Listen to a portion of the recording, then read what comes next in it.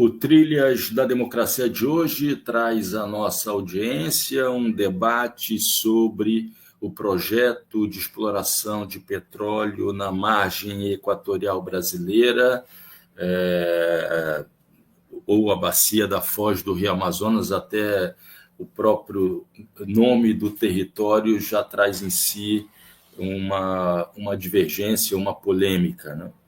Os nossos convidados que debaterão o assunto são a presidenta do Sindicato dos Petroleiros do Rio Grande do Sul e diretora de Segurança, Meio Ambiente e Saúde da Federação Única dos Petroleiros, Miriam Cabreira. Deixa eu embarcar a Miriam aqui. Seja muito bem-vinda, Miriam. É um prazer recebê-la no Trilhas da Democracia. Obrigada, uma satisfação estar aqui, Marco, contigo e com os ouvintes. O segundo convidado é o agroecólogo, ex-presidente da União Nacional dos Estudantes, Jean-Marc Van der Weide. Deixa eu embarcar o Jean. Seja muito bem-vindo, Jean. É um prazer, mais uma vez, recebê-lo no Trilhas da Democracia. Bom dia para todos, em particular para vocês três aqui. É um prazer estar aqui com vocês. Junto a mim, na condução desse debate, o companheiro Normando Rodrigues, assessor jurídico do Movimento Sindical Cultista. Tudo bem, Normando? Contigo? Tudo bem, Marco? Prazer estar aqui. Tudo bem, Miriam? Tudo bem, Jean? Acho que é um debate urgente e necessário para a gente travar. Muito obrigado pelas presenças.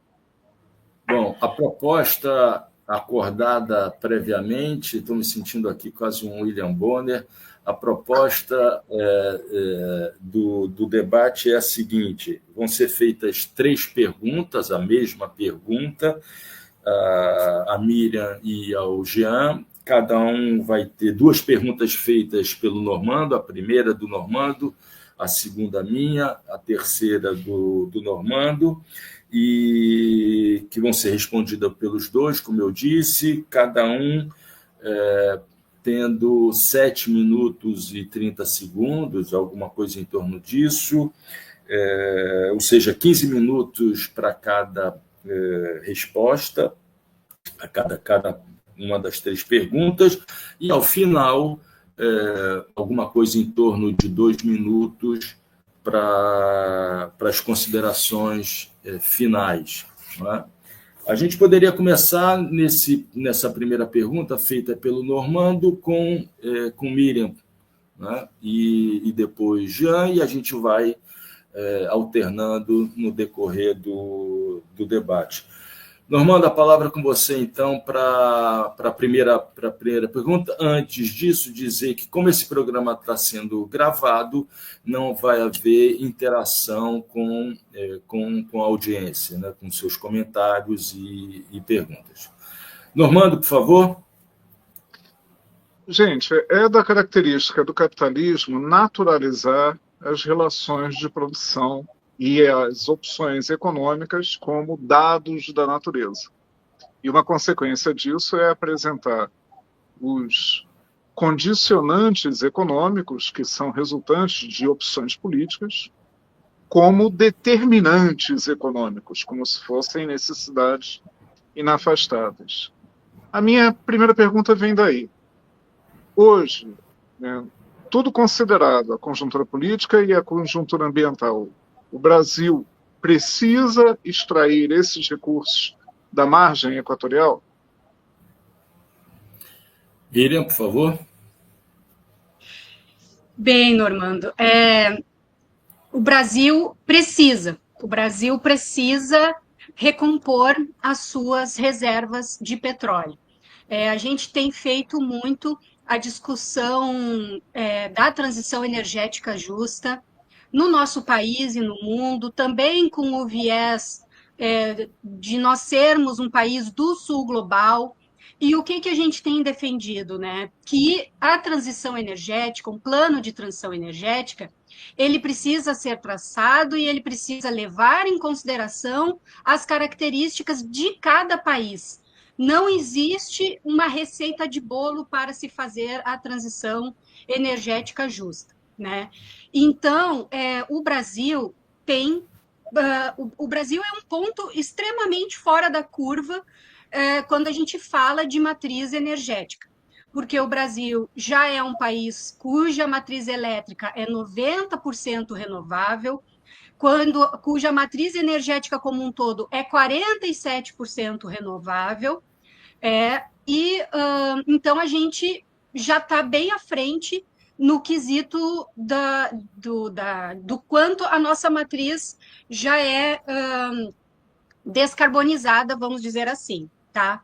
Só que no Brasil, 70%, mais de 70% até das emissões de gases de efeito estufa não vem das emissões do combustível fóssil, vem do mau uso da terra, do desmatamento, de uma agricultura que não é feita de uma forma mais moderna e adequada.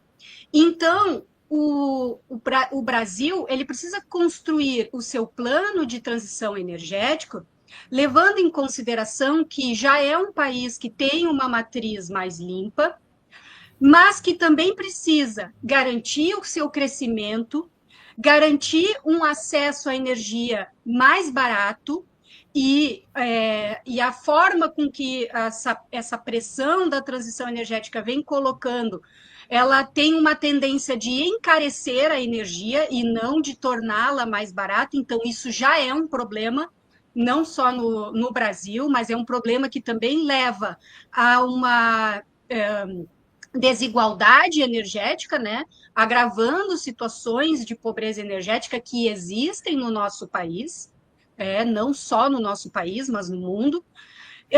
Então, o que acontece? A gente precisa levar em consideração, num longo prazo, que o Brasil precisa crescer, que o Brasil precisa aumentar a disponibilidade energética, que o Brasil precisa reduzir os custos e ter mais inclusão, ter democratização energética, e com isso o Brasil ainda vai precisar desbravar novas fronteiras de petróleo para que a gente possa garantir a nossa autossustentabilidade em petróleo. Então, a partir da descoberta do pré-sal e do desenvolvimento rápido do pré-sal, nós finalmente conseguimos ser autossuficientes em petróleo. Não somos autossuficientes em derivados porque vivemos um golpe em 2016. Aliás, a partir da Lava Jato, nós já vivemos um processo de desmonte da empresa Petrobras. Então, a partir dali, já começa uma pressão sobre a Petrobras, e com o golpe, uma das primeiras coisas que vem a implantação do PPI, a tentativa de vender as refinarias, e uma década perdida. Eu tenho dito assim que não é só uma década perdida, porque seria uma década perdida se a gente só tivesse ficado parado. Mas a gente não só ficou parado nessa década de 2014 a 2024. A gente andou para trás. Infelizmente, a gente andou para trás nesse período, né?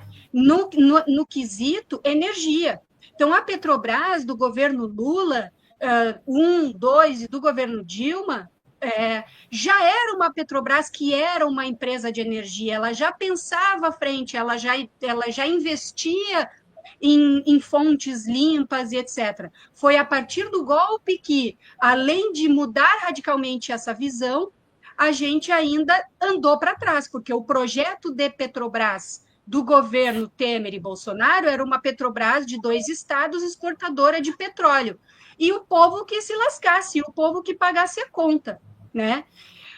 Então, como agora nós estamos com essa visão estratégica de que nós queremos manter a nossa soberania energética, nós queremos, sim, fazer a transição energética e ter recursos para poder investir nessas tecnologias que estão em desenvolvimento.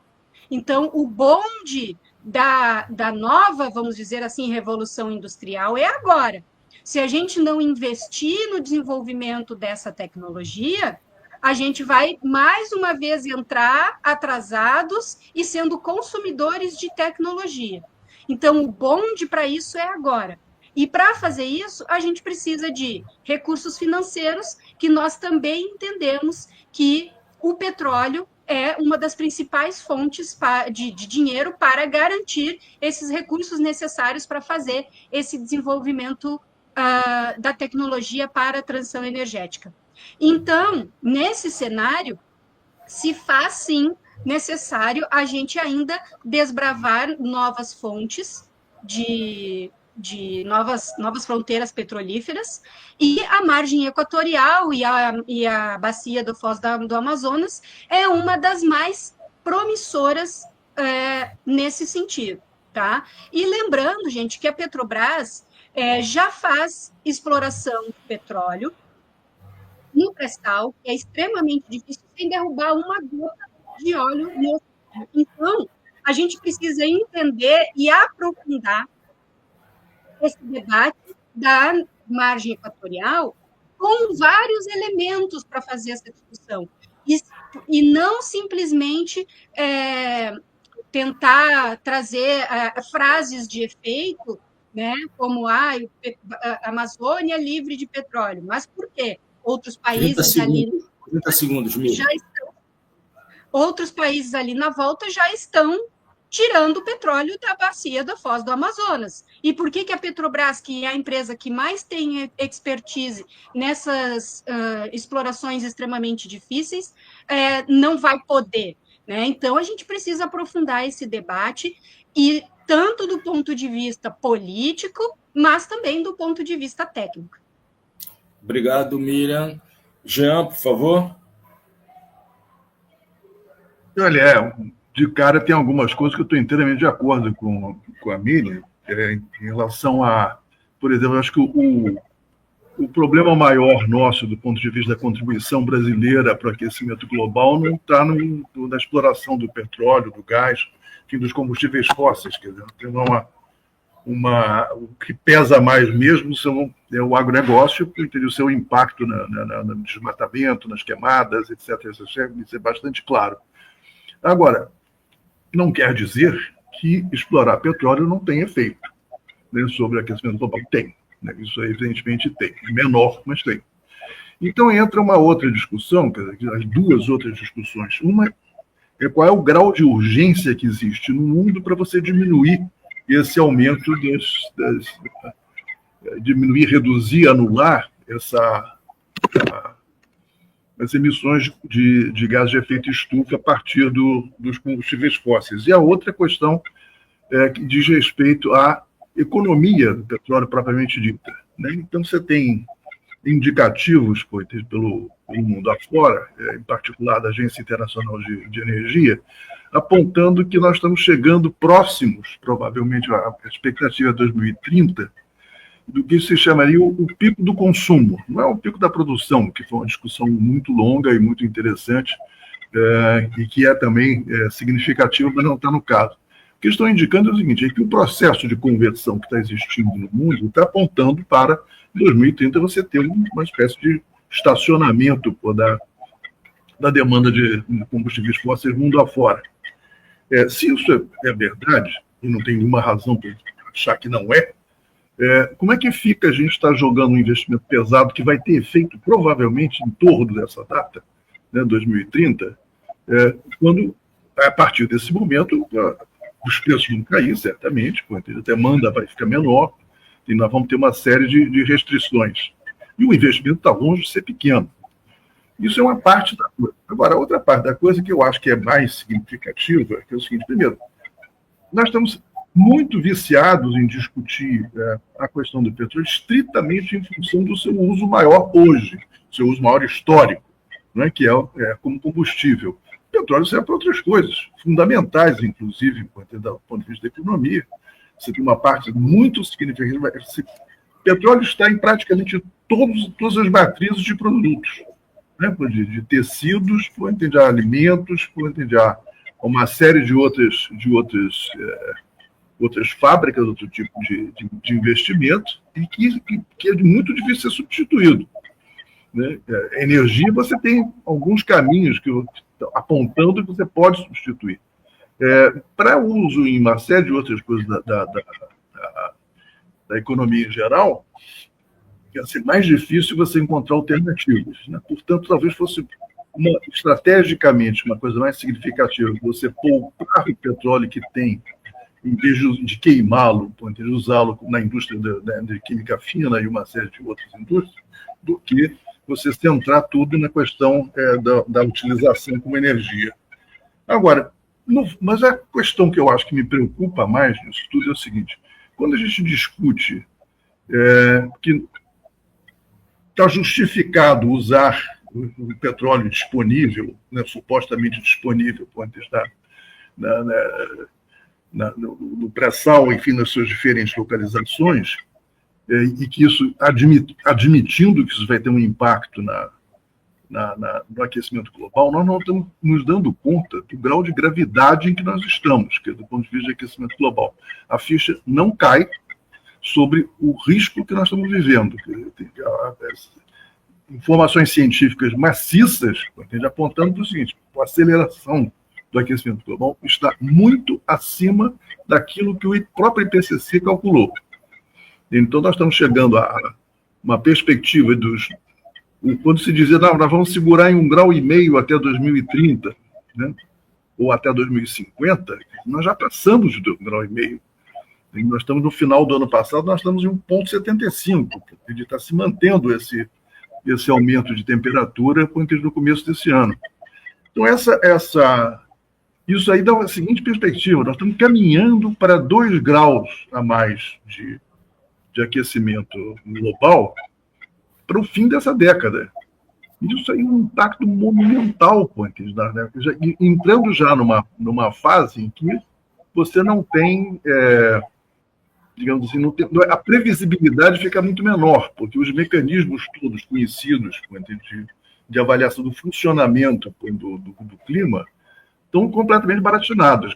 Então, você tem as explicações desse aquecimento recente, agora que foi até 1,75, todos os cientistas ficaram baratinados com isso, assim, não tem uma explicação, a não ser que os efeitos chamados de retroalimentação do aquecimento já estão se manifestando muito antes do que estava sendo pensado. Então, nós já estamos caminhando, que 2 graus já está mais ou menos dado pelo corpo científico internacional que lida com esse assunto, como algo dado. Vai para 2 graus, e vai para 2 graus provavelmente até 2030, e que pode subir para 3 graus em 2050. Então, toda a literatura que faz análise sobre qual seria esse impacto, quer dizer, ela está mais ou menos defasada, porque os dados dos aumentos de 1,5 são muito maiores do que foram previstos, quer dizer, em termos de secas, em termos de inundações, em termos, enfim, de mudanças no próprio circulação das correntes marítimas, tem o aumento dos oceanos, degelo da Groenlândia e do Ártico. Enfim, tudo isso está acontecendo em volume muito maior e com efeitos muito mais graves do que se podia prever. Portanto, não é uma coisa pequena, assim, não. Nossa parte é menor, então nossa parte, digamos, de contribuição relativamente à contribuição do desmatamento é menor, então nós estamos desculpados em continuar fazendo isso. Eu acho que não. Eu acho que a questão é grave o suficiente para a gente começar a discutir seriamente, quer dizer, é buscar zerar esse uso de combustível fóssil.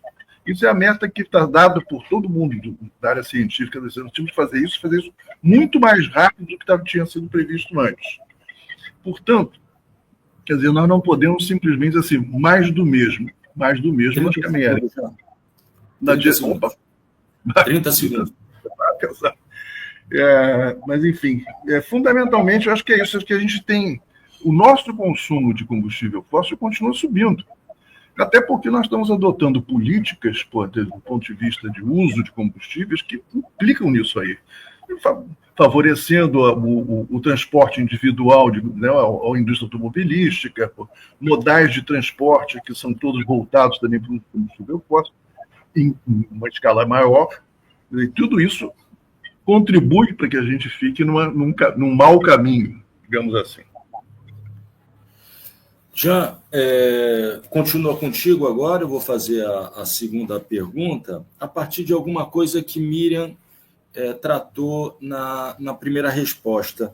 Eu li uma entrevista do vice-governador do Amazonas, Tadeu de Souza, ele escreveu um artigo defendendo a proposta de que parte dos recursos oriundos da exploração da margem equatorial seriam direcionadas para pesquisa e desenvolvimento de energias renováveis, em parceria com as universidades que atuam na Amazônia, o que garantiria que o Brasil avançasse de forma sustentável na transição energética.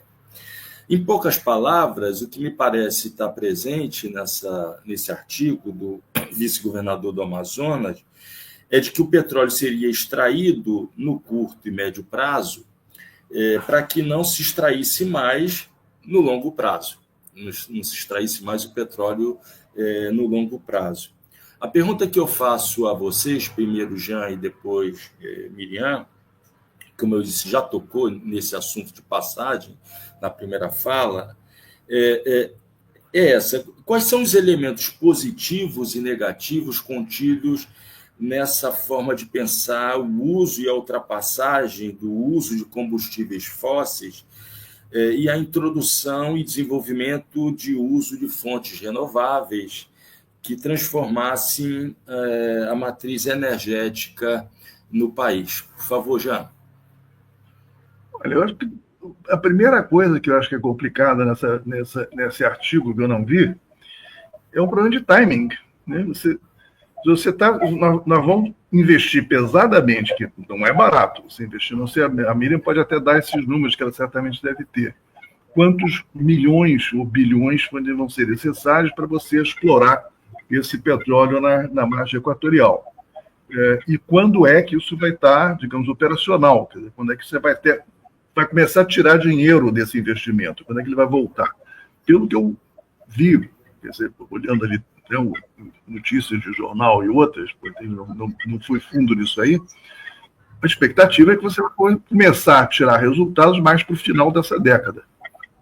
Ou seja, nós vamos estar esperando usar esse recurso para investir em estudos e pesquisas de transição, quando as coisas vão estar muito mais complicadas e mais graves mais adiante. Por que não usar o investimento que seria feito nisso aí para você fazer pesquisas e investimentos atualmente, já? Você fazer um uso desses recursos, não para você tirar mais petróleo, mas para você já ir adiantando o processo de transição. Na verdade, os mecanismos de transição já são conhecidos, as possibilidades de transição não têm muitas mágicas, sobretudo do ponto de vista imediato. O que é possível fazer já está mais ou menos conhecido. O que custa, como é que faz, qual é a tecnologia. Isso pode melhorar, pode avançar, sem sombra de dúvida. Tem outras possibilidades energéticas que teriam que ser investidas. Sim, tem investimentos de pesquisa mais para o futuro. Mas elementos para você fazer avançar a transição já são razoavelmente conhecidos e já estão sendo aplicados, inclusive, em energia eólica, energia solar, né, em particular. Então, acho que nós temos que pensar nessa questão de timing, porque senão nós vamos estar simplesmente caminhando para manter as coisas como estão, e quando chegar o momento de usar os recursos, as benesses da exploração do petróleo, nós teremos duas possibilidades. Ou vai ser tarde demais, que já está tudo bagunçado, ou está no caminho de um bagunçamento geral, quer dizer, com todos os seus impactos negativos, quer dizer, ou você vai ter uma diminuição do próprio preço do petróleo que pode simplesmente transformar isso num mico. Mais uma vez, pode ser que, se a alternativa fosse você tirar petróleo para outros fins, é uma outra discussão. Para combustível fóssil, eu acho que é um problema grave. Jean, tu ainda tem 5 minutos aí, se tu quiser utilizar. Como é que é? Tu tem 5 minutos ainda para desenvolver. Ou então recuperar aquilo que você deixou de falar na primeira resposta. Tá certo. Eu queria tocar nessa questão de outras políticas que não têm a ver diretamente, quer dizer, com você está substituindo energia, mas políticas de economia de energia que a gente não está tratando, né? Quer dizer, na política em geral. Quer dizer, não deu um toque rápido, mas acho que é uma questão muito significativa quando você, em vez de você estar trabalhando para reduzir o consumo, você está incentivando o consumo de uma forma mais ou menos sistemática. Né? O uso, por exemplo, se for olhar o transporte nas cidades brasileiras, no artigo do seu jornal, em relativamente pouco tempo, você teve um aumento ultra significativo do transporte individual, que consome muito mais combustível fóssil do que o transporte coletivo, do que o próprio transporte coletivo, que caiu muito, muito significativamente em todas as grandes cidades do Brasil. Mas isso tem a ver com política pública.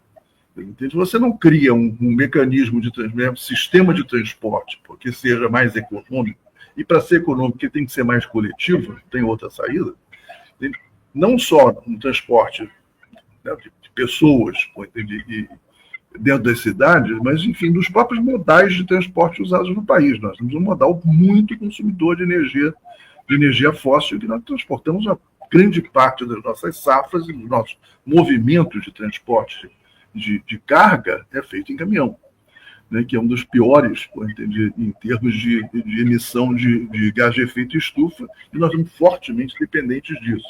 E a gente não fez nada significativamente no Brasil para fazer uma mudança desse modal, né? Se ligar mais por trens, por transporte hídrico, por navegação de cabotagem, toda uma série de coisas que são conhecidas, mas que não são feitas. Então, grosso modo, eu queria colocar isso aí, mas, mais uma vez, eu vou bater na mesma tecla. Timing é uma questão essencial, nós estamos diante de uma crise dramática, por isso está se falando de emergência climática, não é uma coisa que vai acontecer daqui a X tempo. Está acontecendo pesadamente, e nós estamos no começo da curva. Né? Como a aceleração das emissões já é muito grande, isso vai dar uma rápida lembrança. As discussões, as previsões que tinham sido feitas pelo IPCC, que falavam em 1,5 graus até metade do século, vamos tentar segurar até 2040, 2050, entendi, em 1,5 grau. Isso aí já está ultrapassado pela quantidade de gás de efeito estufa que já está no ar. Há uma decalagem que é importante notar, que é o seguinte: entre os gases de efeito estufa irem para a atmosfera e o efeito de aquecimento, delay. Tem uma defasagem de tempo. E pela quantidade de gás que já está no ar nesse momento, a expectativa é que nós já batemos os 2 graus. Inevitavelmente chegaremos a 2 graus. Agora saber quando. Se vai ser até o final da década ou se vai ser um pouco mais. Por isso que a questão é urgentíssima de você começar a segurar para ele não ultrapassar os 2, porque o 1,5 já está ultrapassado. E foi ultrapassado muito mais rápido do que foi previsto. Então, acho que a questão que me angustia mais nesse debate sobre a questão de combustíveis é que a gente não está olhando para o tempo e para a velocidade em que as coisas estão acontecendo. E vamos pagar um preço por isso. Miriam, eu queria só, sempre dentro da mesma pergunta feita, mas acrescentar que nesse artigo do governador se fala do aumento de investimentos nas universidades, nos centros de pesquisa para a formação de mão de obra capacitada para refletir sobre essa a formação de uma nova matriz energética no país. Blá, blá, blá. Então, eu queria que tu respondesse agora essa pergunta, por favor. Jean, eu estou aqui praticamente personificando essa contradição da disputa entre o fim do mês e o fim do mundo, né? Porque eu sou uma das pessoas já atingidas pela crise climática. Eu moro no bairro Matias Velho, o bairro que foi um dos mais atingidos nas enchentes do ano passado. Todo mundo viu o resgate do meu ilustre vizinho, o Cavalo Caramelo. A gente ainda está... a enchente, para nós, ainda não acabou, né? A gente ainda está em reconstrução, mas o que acontece, né? Como eu já vinha fazendo essa discussão da transição energética, a gente já vinha nesse sentido de ter esse olhar como um todo para o que está acontecendo e para a realidade brasileira, para poder traçar esse plano de transição energética. E, para isso, a gente não pode focar especificamente em uma ação, né? Então, explorar ou não explorar a margem equatorial, isso é um ponto dentro de todo o debate que está sendo colocado, né? Com a tua colocação aí de que os investimentos agora na margem equatorial e a gente teria o retorno desses investimentos só daqui a 10 anos, eu creio que não seria esse prazo, tá? Não foi esse prazo nem para o pré-sal, que foi uma tecnologia totalmente nova que a Petrobras desenvolveu, tá? Então, a Petrobras explorou o primeiro poço, tirou o primeiro óleo em 2008, se eu não me engano, e em 2011 a gente já estava explorando, e dali para frente o crescimento foi muito vertiginoso, tanto que hoje a maior parte do nosso petróleo, o que garante a nossa sustentabilidade e a nossa blindagem contra essas oscilações do preço do petróleo no mundo é o pré-sal. Então, eu acho que esse timing não é tão longo assim. Por outro lado, eu concordo contigo na questão do carimbo desse recurso para o investimento na transição energética. E hoje a gente já tem essa crítica para a Petrobras, tá? Então, assim, lógico que já foi colocado aqui que a Petrobras saiu de uma empresa de energia, virou uma empresa exportadora de petróleo cru e agora está tentando se reposicionar como uma empresa de energia. E qual é a crítica atual que a Federação Única dos Petroleiros tem feito para a atual gestão da Petrobras? É justamente o quanto de recurso está sendo disponibilizado ou reinvestido em transição energética, que hoje é cerca de 15% do CAPEX, né? Isso é muito pouco, isso é comparado às empresas de petróleo dos Estados Unidos, que a gente vê a partir até do próprio posicionamento do presidente dos Estados Unidos, que são mais negacionistas e que querem continuar com essa questão da exploração do petróleo. Enquanto que as empresas de petróleo da União Europeia já têm investido cerca de 30% do CAPEX. E a Agência Internacional de Energia estima que o valor ideal para que a gente possa fazer essa transição seria de 40% do CAPEX das empresas de petróleo, tá? Então, só aí a gente já tem muito chão para avançar em termos mais recursos e investimento de desenvolvimento tecnológico, tá? Sobre a margem equatorial, gente, o que a gente está conversando aqui, se faz ou se não faz, e, infelizmente, o próprio governo, através da Agência Nacional do Petróleo, já está colocando para leilão áreas da ANP, áreas da margem equatorial, que nem deveria ser feito dessa forma. Se a gente está falando que precisa desse recurso ainda para garantir a soberania energética, mas também para nos garantir o desenvolvimento tecnológico, a gente deveria estar fazendo com a margem equatorial, no mínimo o que nós fizemos com o pré-sal, uma discussão sobre se nós vamos explorar, e a gente defende que precisamos explorar, de que forma esses recursos serão garantidos, alocados, para garantir isso aqui que o governador falou, que vai ter que ter investimentos na transição. Isso deveria ser carimbado no mínimo, por toda a complexibilidade, por tudo que representa, essa área não poderia estar sendo leiloada no regime de concessão, que é um dos regimes que menos garante o recurso financeiro dessas reservas. No mínimo, deveria ser num modelo de partilha, mas a gente ainda teria que fazer algo mais evoluído a respeito, mais evoluído ainda que o modelo de partilha, porque o modelo de partilha foi excelente, é um dos modelos que mais retém recursos, mas logo em seguida, quando a gente... Foi uma política de Estado, é uma política de Estado, mas quando a gente teve o golpe, já foi uma das mais atacadas também. Né?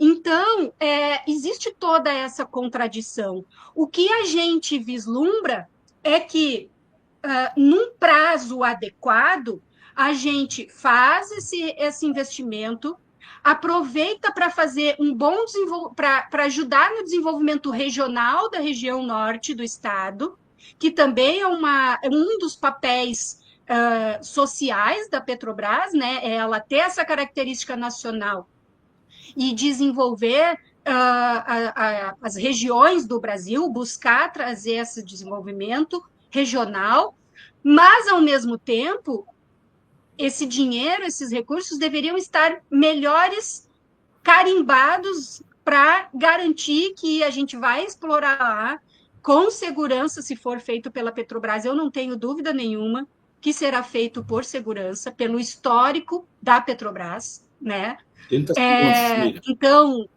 oi? 30 segundos. 30 segundos? Então, pelo histórico da Petrobras com relação à segurança da Amazônia, de não ter derramamento de petróleo e dos impactos, eu tenho certeza que isso a Petrobras vai dar todas as respostas necessárias. Aí a discussão das emissões de carbono, a gente também pode, a partir da nossa realidade, elaborar estratégias de neutralização desse carbono que não só estejam ligadas à matriz energética, mas também à nossa questão da agroindústria. Inclusive, a gente tem proposta para isso. Normando, a terceira e última pergunta. A pergunta que eu já vinha pensando se articula perfeitamente com a fala da Miriam, parece até que a gente combinou.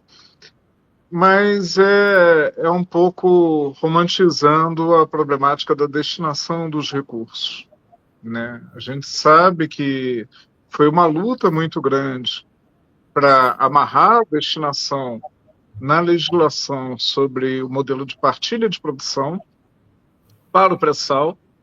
E quando foi conseguido, né, a legislação do modelo de partilha de produção, praticamente 30% do perímetro do pré-sal já estava sob regime de concessão, né, porque foi feito um raciocínio jurídico absurdo de que os blocos leiloados para o pós-sal dentro daquele perímetro valia também a concessão para o pré-sal, que do ponto de vista jurídico não se sustenta, mas foi a opção, na época do governo Lula II, de não comprar essa briga e instituir a partilha na nova legislação nos blocos por leiloar.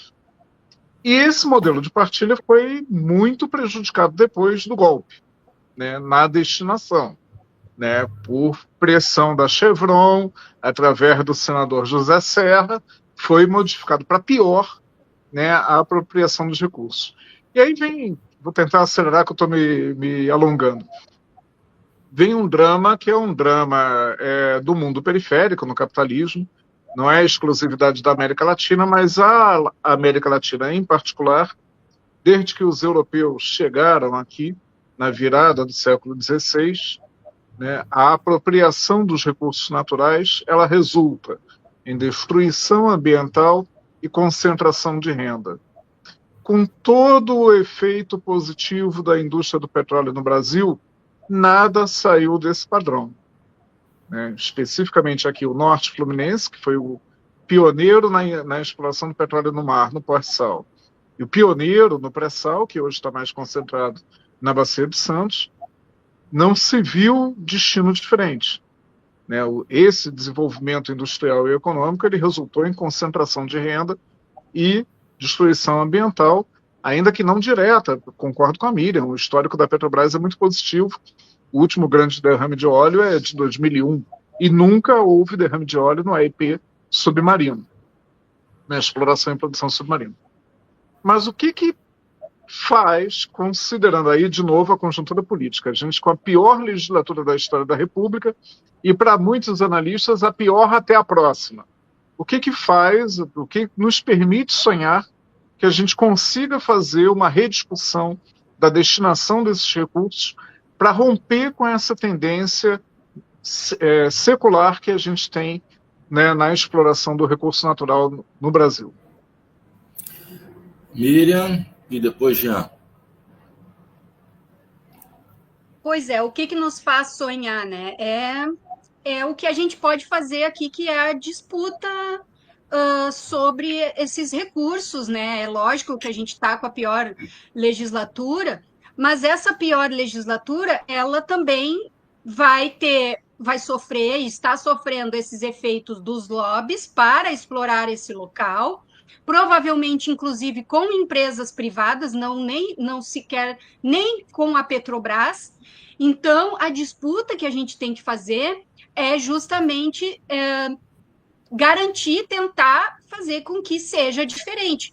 Mesmo nos governos Lula, que a gente fez um esforço gigantesco para ter a lei da partilha, a gente se inspirou no melhor exemplo. A gente foi lá na Noruega se inspirar no melhor exemplo que tinha de como apropriar esses recursos para o Brasil, né? E criamos uma política de Estado que foi fortemente atacada.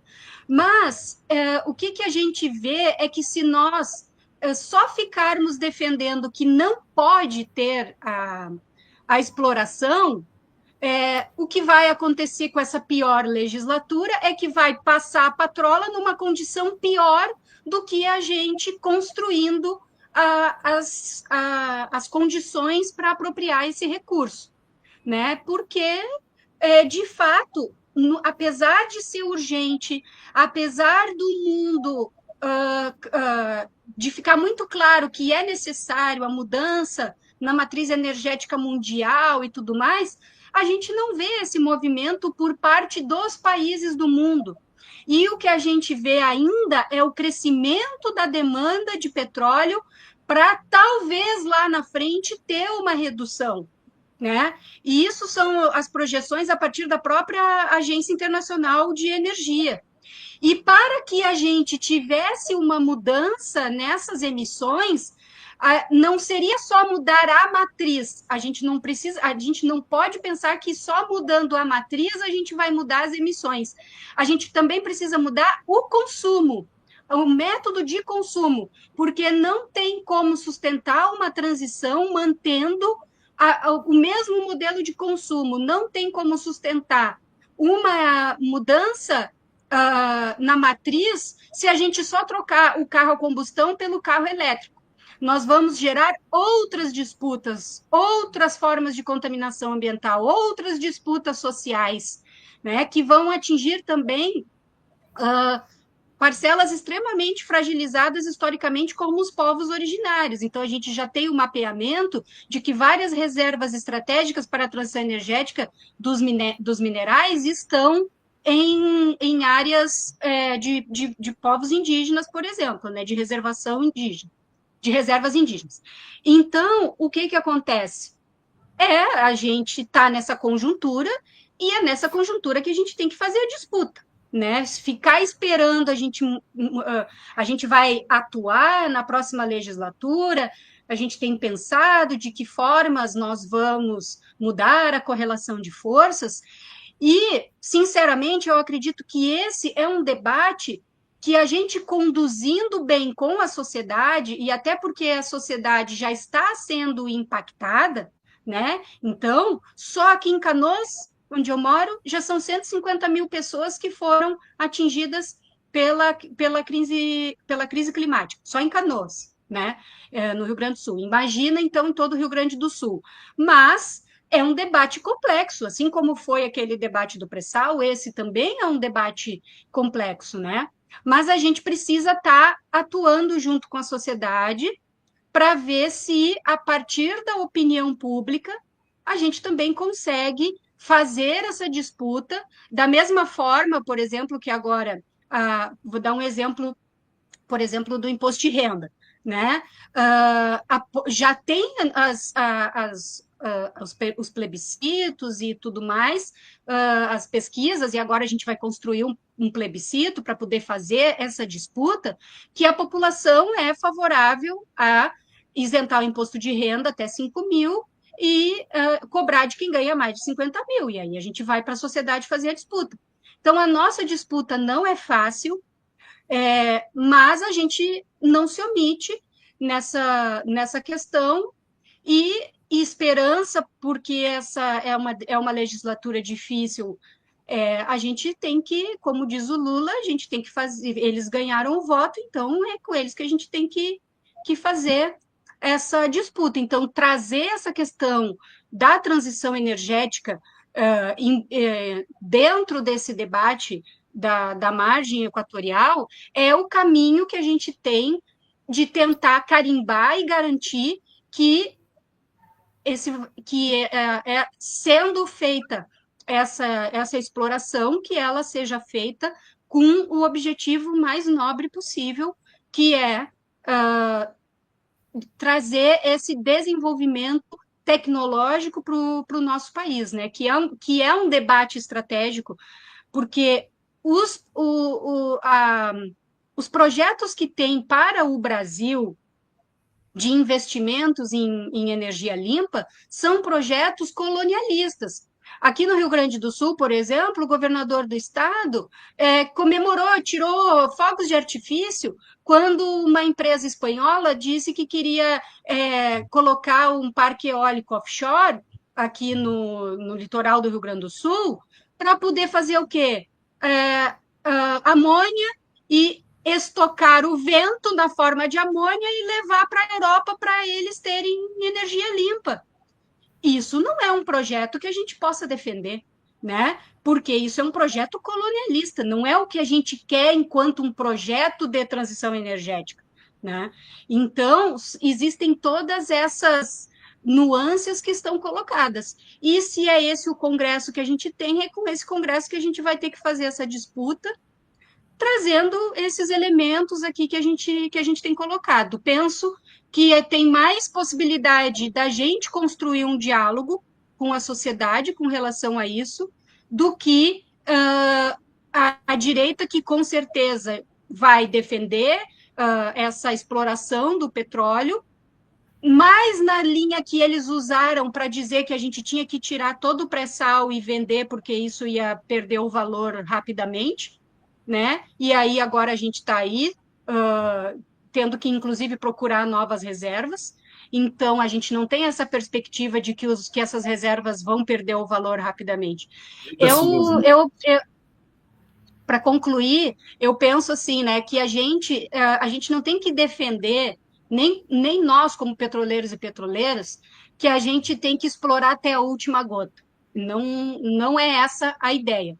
Mas a gente tem que explorar o que for necessário para a gente poder fazer a nossa transição energética e garantir a nossa soberania energética e, se possível, ainda mais avançar na democratização energética. Jean, por favor. Tem vários pontos de acordo com a Miriam, em particular, eu acho que tem nessa discussão toda não se pode, com certeza ela tem razão, ficar discutindo só a exploração aqui, ou a exploração ali, ou a exploração em geral. Mas, enfim, você tem que lidar com o que você vai fazer do ponto de vista de consumo energético, qual é a estratégia de consumo energético que você tem, qual é a maneira que você pode, da melhor forma, que você vai poder substituir um combustível que é extremamente favorável, extremamente fácil de ser manejado, né? Porque, enfim, por toda uma série de razões, não é fácil substituí-lo. Então, o plano de transição é uma das coisas-chave que tem sido batido e rebatido internacionalmente, e que ninguém faz. Não existe plano de transição, que, na verdade, quem está definindo transição ou não transição é o mercado.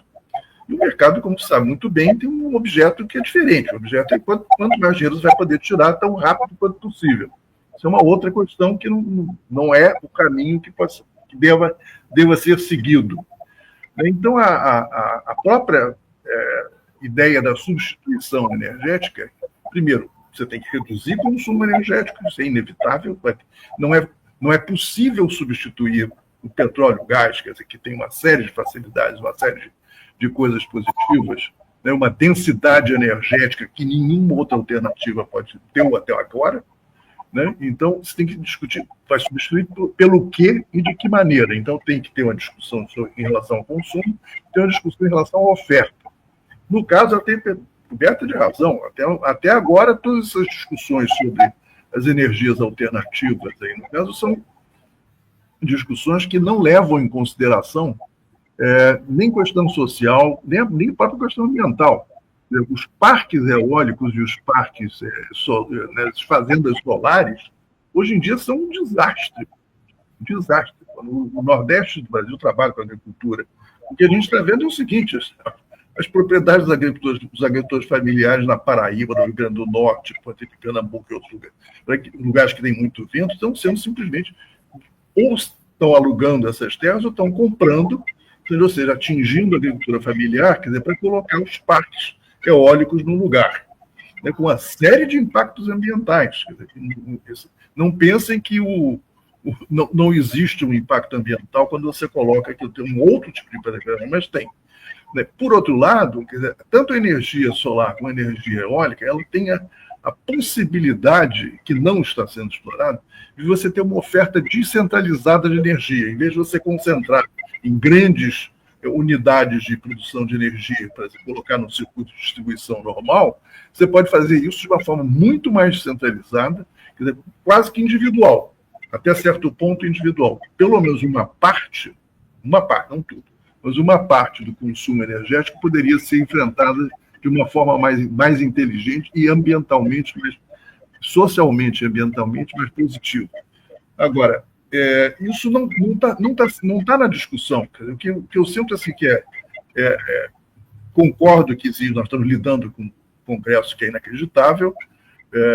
Se a gente não estivesse vendo ele todos os dias, fazendo todas as atrocidades que eles fazem, mais as que eles projetam, mas você tem um governo que está omisso em relação a coisas absolutamente essenciais.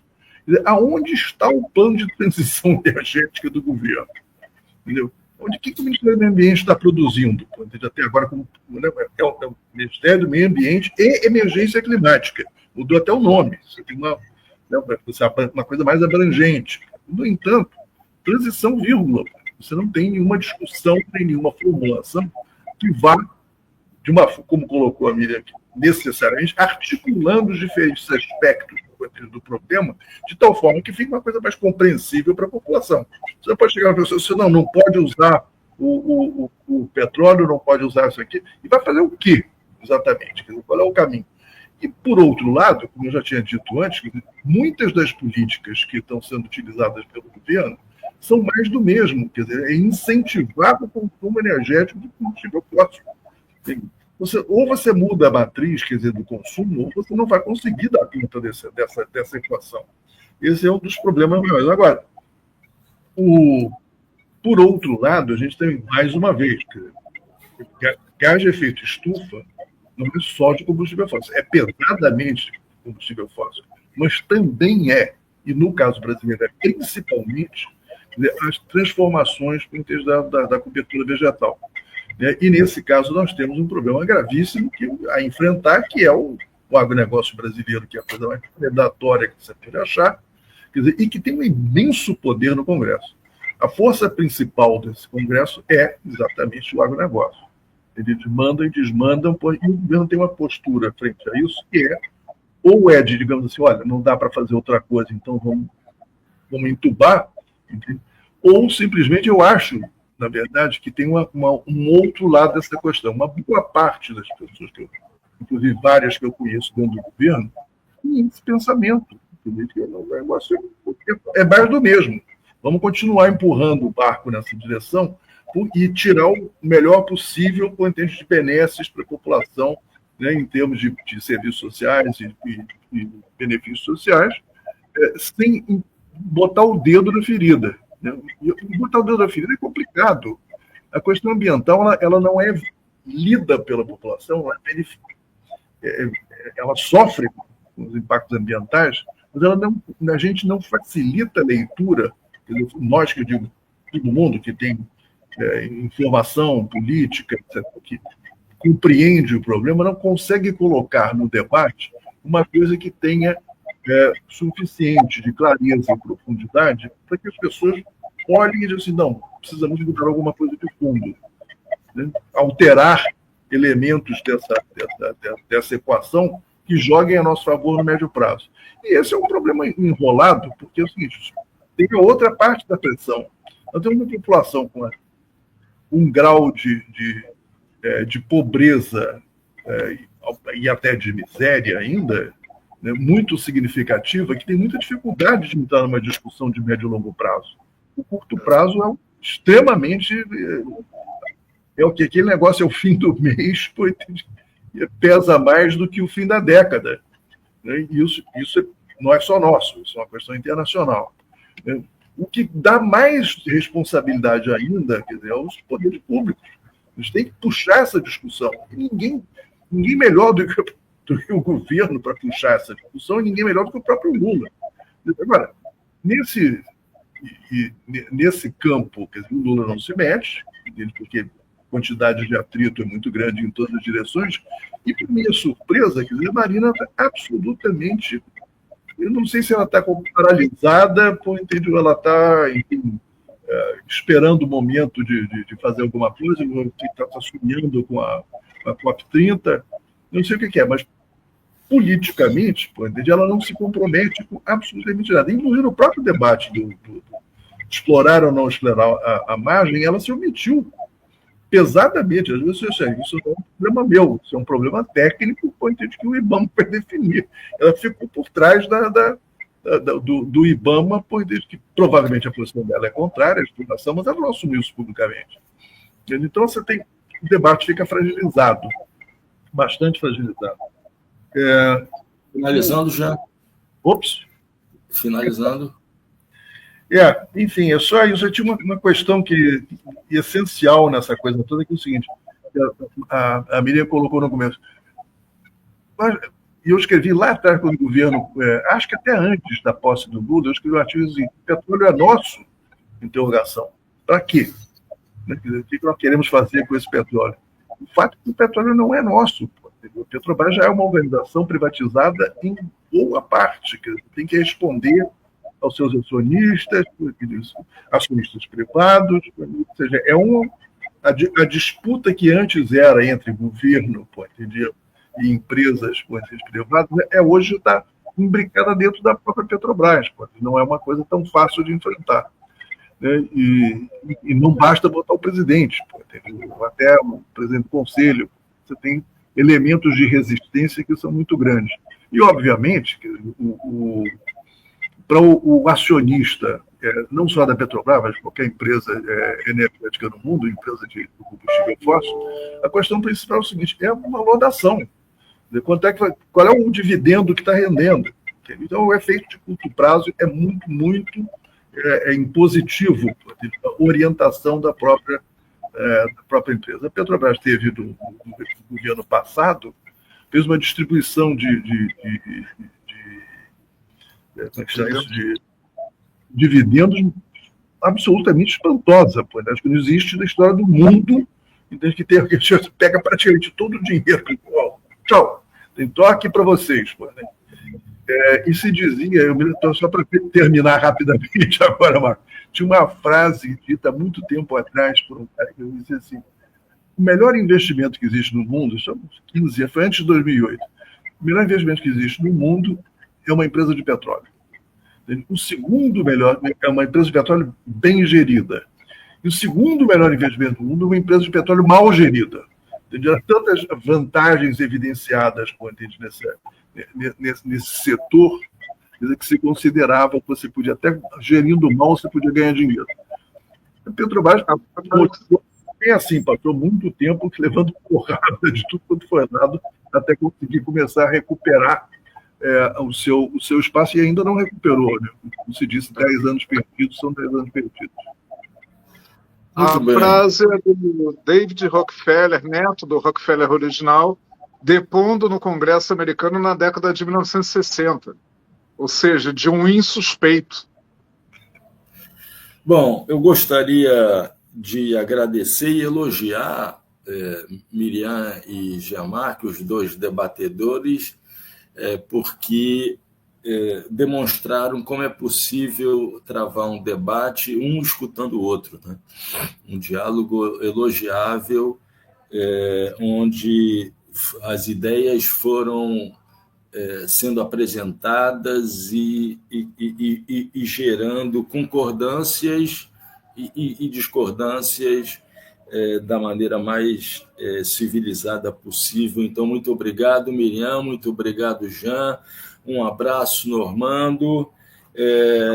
Espero que a nossa audiência tenha ficado um pouco mais esclarecida sobre os impactos positivos e negativos do projeto de exploração de petróleo na margem equatorial brasileira, na bacia da foz do Rio Amazonas. E no próximo fim de semana, 2 discussões, 2 programas sobre a guerra comercial iniciada com a presidência, com a administração Donald Trump nos Estados Unidos.